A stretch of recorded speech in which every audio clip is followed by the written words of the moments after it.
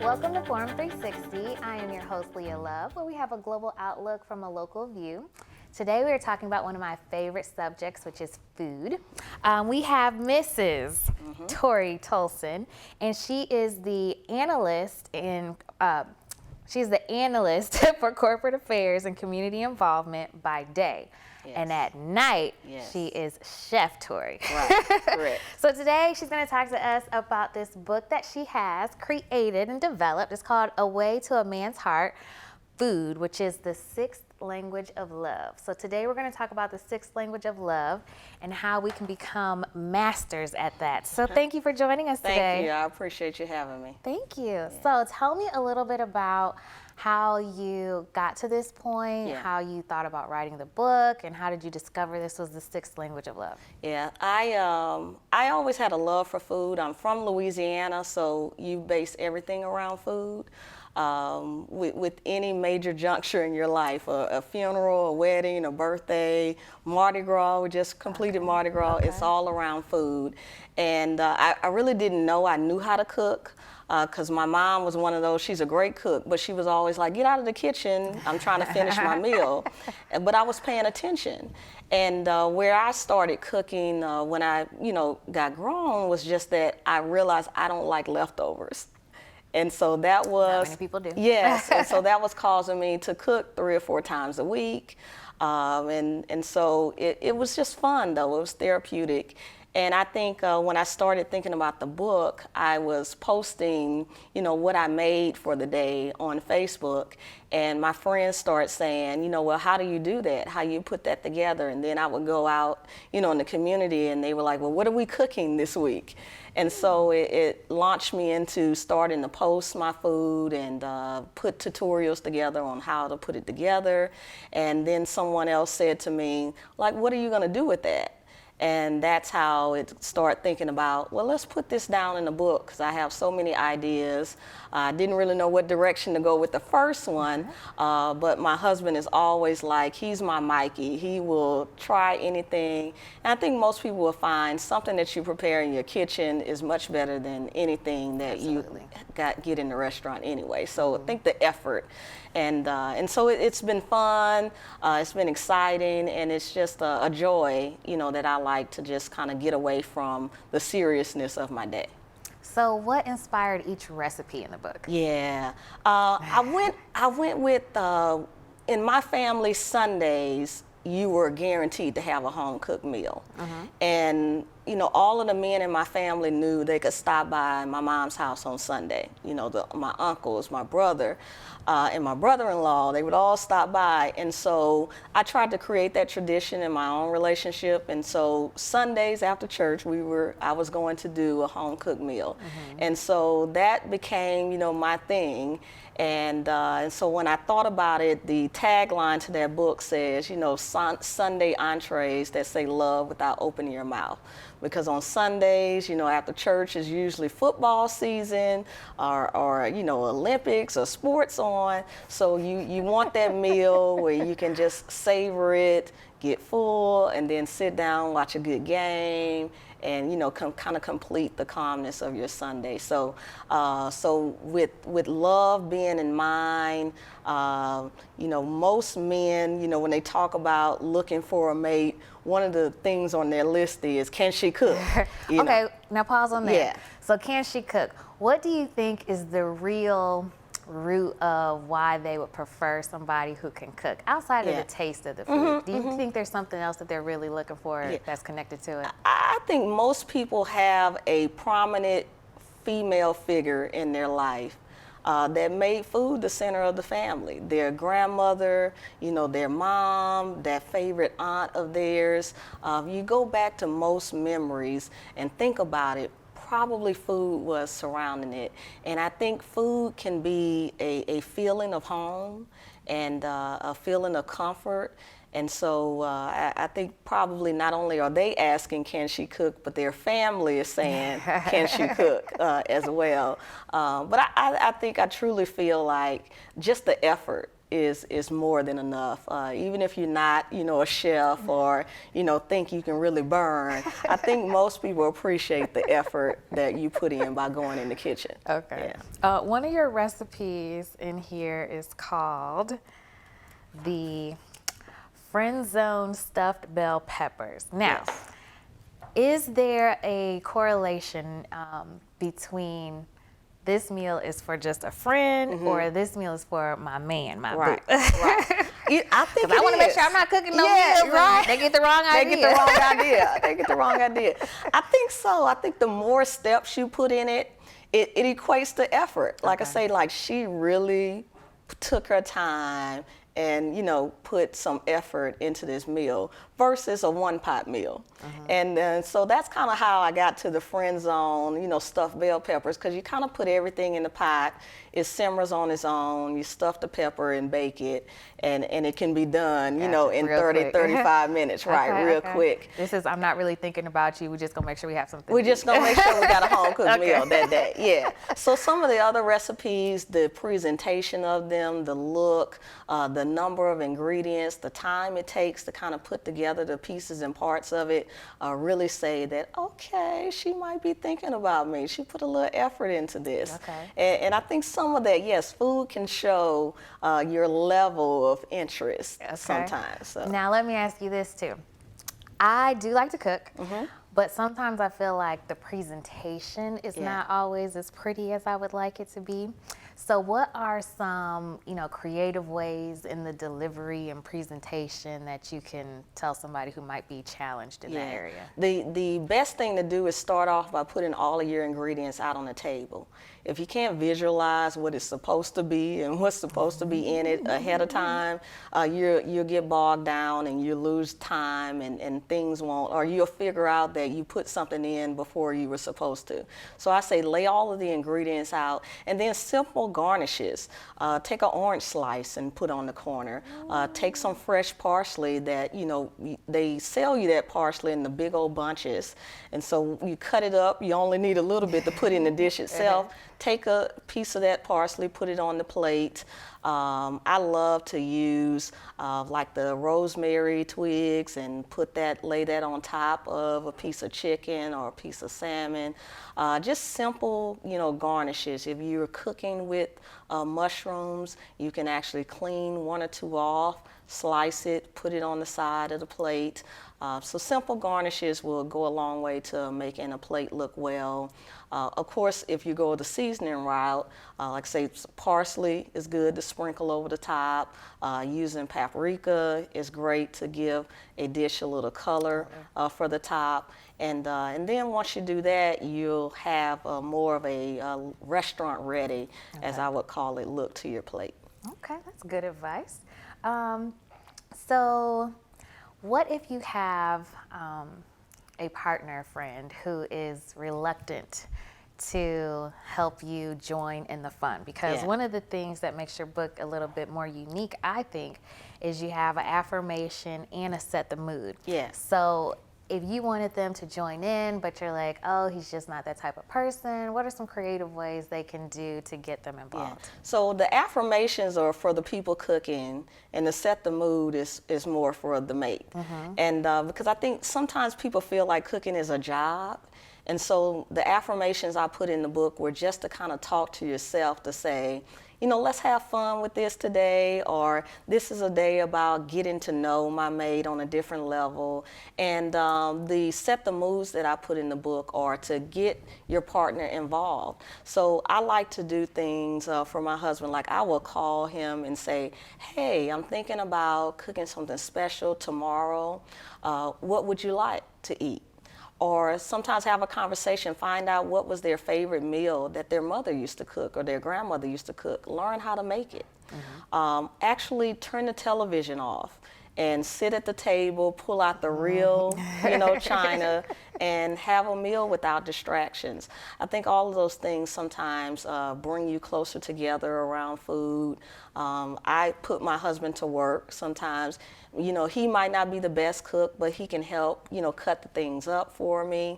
I'll tell him to make the playlist for the evening, pick the wine, and it's just small ways to get them involved. And even if you want to go set the mood in a different way, wear something that's a little more form-fitting for cooking that meal that evening. So there are different ways that you can make it spicy and interesting and get your mate involved in the cooking process. One of the things that I like that you put in here was you said find out their favorite dessert and then pack it for their lunch for the next day.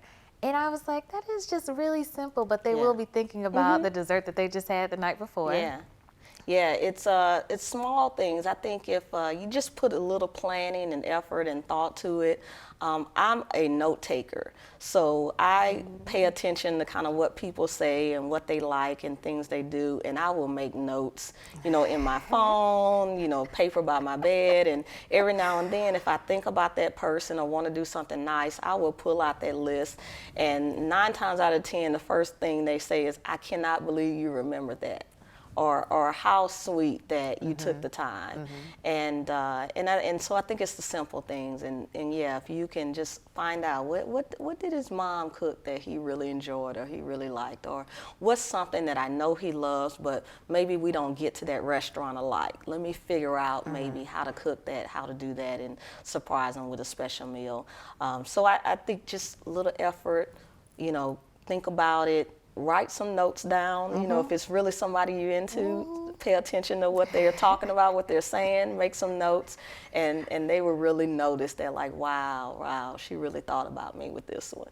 I think that is probably the bigger part of it, is everybody likes to know that they were thought of. Yes. You know, and it could be just something so small. It doesn't have to be elaborate or anything like that. It's like, oh, really thought about me today, and you acted on it. Yeah. One time I tried to put together a playlist of like the songs that were out when we first met, and you know, and we just kind of sat there and grooved at the table, and it ended up being such a great night, and just something that you don't really do that often, but again, centered around a great meal. Okay. Yeah. And if you are just tuning in, we're talking to Torey Tolson, and she is talking to us about the 6th language of love, which is food. And we're here talking about her cookbook, A Way to a Man's Heart. All right, so what did you learn while writing this book? I learned patience a little bit, because the thing about most people will describe the difference between a cook and a baker is a baker is precise because the ingredients have to be measured and they have to be what they are. You can't improvise with it. So with food, you know, you will, if you ask, you know, your grandmothers and stuff what a recipe, what's in it, they will say, I can't really tell you because it's a piece of that and it's a little of this and it's a little of that. So to make the book accurate, I had to go back and really be patient about measuring things out to make sure that it was the taste, it was the look, it was exactly how I wanted to present it in the book, to make sure when you try to create these things at home that you're not saying this is not achievable. So I really had to kind of calm myself and be patient with it and say, you know, okay, how much of this goes in this? But what it also did was just rekindle a passion in me around relationships and food, and gave some thought to the correlation of love and food, and really thinking about how, I really do put food around, you know, the happiest times, you know, versus the ones that the times I really struggle with. And not using food as a comfort and such, where, you know, people are saying like I need to bag away from the table, but using it just as a time to, you know, reflect and sit down, and you can even use it as a time to, you know, rally people around something fun and exciting as well. So I think for me it was a time to just sit and be patient and think about the story that I wanted to tell in the book. And even if, you know, some people will say, well, I don't have that man, so I'm not picking up this book. I really tried to write the words and put the recipes in a 30-minute or less kind of time zone to where it's something that you could easily do for yourself at home as well. Okay, so even if you don't have a partner. Yeah. Okay, so what is your favorite recipe out of here? It depends on whether I'm trying to be simple or elaborate. So Okay, me both. Yeah, if I'm trying to be simple, I love the brown sugar pork chops in there. I don't eat beef and pork anymore, but it was one of my favorites, and you can cut them with the fork when you're finished. So it has brown sugar and soy sauce and butter and seasoning on it, and you bake them. And once it comes out of the oven, the juices just kind of melt that meat, and you can cut it with a fork. So that's my simple one that I love to go to. And Pork then chops are definitely difficult for me because they're never that tender. yeah. So you got to try this recipe. And on the more elaborate side, the barbecue shrimp that's in here. That recipe was taken off of, I went to a restaurant called Copeland's, which is in New Orleans, Louisiana, and they had a take on this dish. And so it starts off with a pita bread and provolone cheese, and you score the pita bread with a pizza cutter, so to speak, so that once the sauce and the shrimp and the pasta gets on top, you can just pull that pita bread from underneath it, and it's soaking in the sauce, and it's so good. But the base of it is Worcestershire sauce. And then it has, you know, the jumbo shrimp in it and the angel hair pasta, which really gives it a beautiful look on the plate, and it takes up your whole plate. And then you can kind of get messy with it a little bit with your hands with pulling out the pita bread as well. So those are kind of two of my favorites, but the simple side and the one that has a little more steps to it. Okay, so that sounds like it's more of the friend in the booth. Yeah. There you go. All right. Yeah. So how long did it take you to write this book? So I started in October, kind of writing it out and putting the recipes together, and then it was released at the end of April. Oh, okay. Yeah. Really quick. So did you have to put in a lot of time, like at night? Because I can imagine just cooking over and over. Yeah. So that was that was my nightly routine. I didn't do it every night, but every other night, and at least on Sunday, I was trying out something, saying, you know, how does this taste? Is it right? Does it look right? The other nice, cool thing about the book is that I did all of the photography. So I have a whole little food studio at home. It's a great little box. You can do different colors in the background, and so that's what took some time, is trying to make sure that it looked perfect on the plate to take the photos, and then of course hire some professionals to do the editing and the cover and that type of stuff. But once I got through putting the recipes down, and I have probably enough recipes for another book, because then I had to dwindle it down to how many recipes that I feel that said love. So is this going to be a series? So I don't know that it's going to be a Way to a Man's Heart series, because I keep getting the request about doing some Southern style, you know, recipes. I'm also such a fan of get-togethers and having house parties.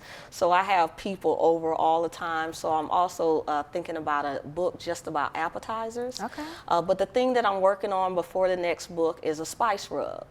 So I have a whole spice rub that you can put on chicken and ribs and even salmon, and so that's going to be next off of the Torey Tolson brand of items. Awesome. Yeah. Okay. So we do know that there are 5 love languages: Yes. time, touch, gifts, words of affirmation, and acts of service. How do you see the other ones becoming incorporated in this? And then what is your love language that you found to accentuate with your relationship? Right, so the affirmations and that's why I made them a part of the book, are very key for me. I just love the feedback. So if this book is not in every household, it needs to be. But if it's not, it's okay, because I love the feedback from my friends and family and those who have purchased the book, just to say like, wow, that was easy, or I didn't realize until I watched your cooking tutorial that I could do it in 30 minutes or less. So I think affirmations are kind of my love language. But my husband is more of the gifts kind of person. Okay. So he, speaks love into, he's the one that would bring that, dessert home to say, Okay. I thought about this, what might be cool for this evening, or we haven't had this cheesecake in a long time. I was passing by the Cheesecake Factory and picked up the piece. So I think we kind of balance each other for that one. But as far as the rest of the love languages, I think I can make a case that they all could center around food. Okay. And so that's why I thought this was a great kind of connection to make food, kind of ceremoniously be the sixth love language for people, because you can kind of connect it to love, to relationships, to bringing people together, to supporting folks. Food can be one of those connectors at all of those aspects of life. Now, I do know that sometimes you have the ideals that, and I'll say like from my generation and start younger, they have this, I'm not catering to a man, or he should have to cook me. And just, those different type of mindsets. What would you say to them? Because I'm a little old fashioned, so I grew up with that in my home, and I knew that was, I don't want to say a role, but that was a position that I don't mind, taking on, that I, would appreciate and like to do. But what would you tell them if that isn't something that they've really seen and it hasn't been a part of their world and their culture, so they don't really know how to show love in that aspect? What would you tell them? I'm the same kind of way. I grew up in the South, so it was all about kind of home cooked meals, and that was a part of the female role in my family. But I think today, like you say, the generation is different. And when I grew up, like, my grandmother didn't work, so she was home and had more time. I think we just have to be smarter about how we do things, and that's why I usually will sit at home on a Sunday and think about, what it is that I want to prepare for the week. And when you go in the grocery store, most things you can't buy in little 1 and 2 serving pieces. So think about how you can build upon, what you bought out of the store and incorporate it a couple of different times in different ways. There's nothing wrong with trading off. That's why I kind of put the set the mood pieces in this book to say, maybe he's the primary cook, so here are some ways that you can help him. You can join in. You can jump in. And I think where the resentment comes is when it becomes where one person feels like it's their job. So I've tried with this book to say, here's some thoughts, here's some ideas on how you can help each other make this a fun thing to do together, so that it's not always sitting on the shoulders of one person. And, they don't have to keep saying those affirmations to themselves to just want to cook. But, we go out, we still go out a lot, but it's a balance there. So you figure out a way, hey, if I load the dishwasher, maybe you unload it. Can you cut up, this fruit for us? Can you cut up these vegetables, and I'll take it. I even talk about in the book there where, as you're cooking, I'll just say something as simple as spaghetti sauce. Call them down before it's finished and just take a spoon and put it, have them taste it. Now, you probably know it doesn't need another thing, but ask them. Say, hey, honey, do you think this needs something else? And I think you will find that over time, the response will change, 180 to how they feel about being in the kitchen, and how they turn around and support, whoever the dominant person is in the kitchen, how they turn around and support them in accomplishing that. Now, how many years have you been married? So it's been 8, and we've been together 12. Okay. Mutual friends introduced us here, and yes. Okay, now tell me this. What is your, if you could impart some wisdom onto those who are getting married, single, anything like that, what would be your recipe for a healthy relationship. Yeah, I think people need to know what their deal breakers are. I give the example of, you don't like people who smoke. And you met this great guy and he smokes, but because you're just getting to know each other, you feel like it's not your place to say anything. And then you fall in love with them, and then you want them to quit smoking. And they're like, you don't have a right to tell them that's what you want them to do. So I think people have to identify their do's and don'ts and their deal breakers ahead of time and really know what that looks like. Thank you so much for your time. Yes. I want to make sure we talk a little bit. This is one of her aprons, and it is, let's see, A Way to a Man's Heart is Through My Kitchen, and then Love, Honor, and Old Bay. Where can people purchase these at? Yeah, so I have a website. It's ToreyTolson.com, where you can get the cookbook and the apron. A cool thing about the website is that if you order the cookbook through the website, I can sign it before it goes out, and I don't charge you any shipping buying through my website. But the book is also on Amazon.com, and you just search Torey Tolson, and it will come up. But like I said, the downside of that is it's not signed, and they charge you shipping on Amazon. So, so ToreyTolson.com is the best place to get the book and the aprons. Perfect. Yes. Well, thank you all for tuning in and joining us today as we talk to Mrs. Torey Tolson. I am your host, Leia Love, and thank you for tuning into Forum 360, where we have a global outlook from a local view. Have a great week. Forum 360 is brought to you by John S. and James L. Knight Foundation, the Akron Community Foundation, Hudson Community Television, the Rubber City Radio Group, Shaw Jewish Community Center of Akron, Blue Green, Electric Impulse Communications, and Forum 360 supporters.